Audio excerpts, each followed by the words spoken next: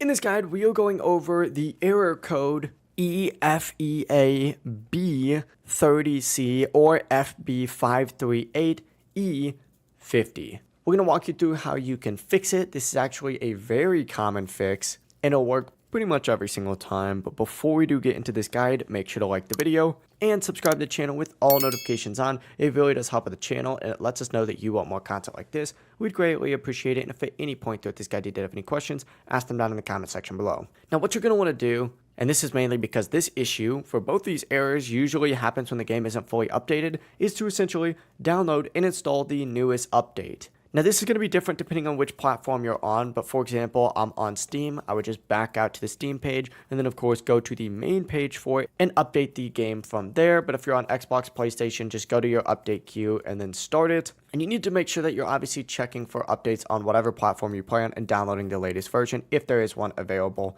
If there's not, uninstall the game, reinstall it, you should be good to go.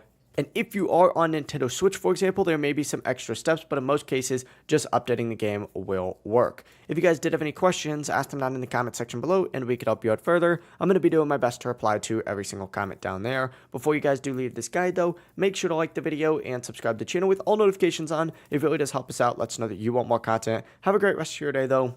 Peace.